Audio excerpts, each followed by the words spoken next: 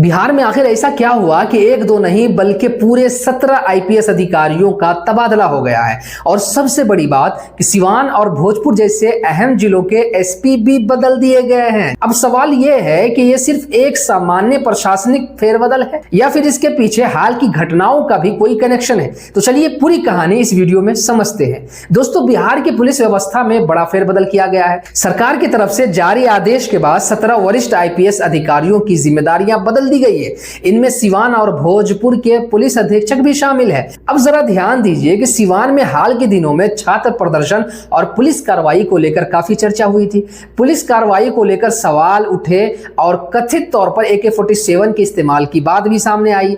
दूसरी तरफ भोजपुर में पुलिस एनकाउंटर को लेकर भी सवाल उठाए गए थे। और अब इन्हीं घटनाओं के बीच पुलिस विभाग में इतना बड़ा फेरबदल, तो सवाल उठना लाजमी है कि क्या ये एक महज संयोग है या सरकार कानून व्यवस्था को लेकर कोई बड़ा संदेश देना चाहती है। लेकिन यहां एक बात समझना जरूरी है कि सिर्फ तबादला हो जाने से यह कहना सही नहीं होगा कि किसी अधिकारी पर कार्रवाई हुई है। सरकारें समय समय पर प्रशासनिक व्यवस्था को बेहतर बनाने के लिए अधिकारियों की पोस्टिंग बदलती रहती है। इसलिए इस फैसले को लेकर किसी निष्कर्ष पर पहुंचने से पहले आधिकारिक वजह और आगे की कार्रवाई को देखना जरूरी होगा। लेकिन राजनीति में सवाल तो उठेंगे ही, विपक्ष तो पूछेगा ही कि आखिर एक साथ इतने बड़े स्तर पर बदलाव की जरूरत क्यों पड़ी। तो सरकार की तरफ से जवाब होगा कि कानून व्यवस्था को और मजबूत करना प्रशासन की जिम्मेदारी है। अब आने वाले दिनों में इस पूरे मामले पर राजनीतिक बयानबाजी भी तेज हो सकती है। और अगर सिवान या भोजपुर की हालिया घटनाओं को लेकर कोई नया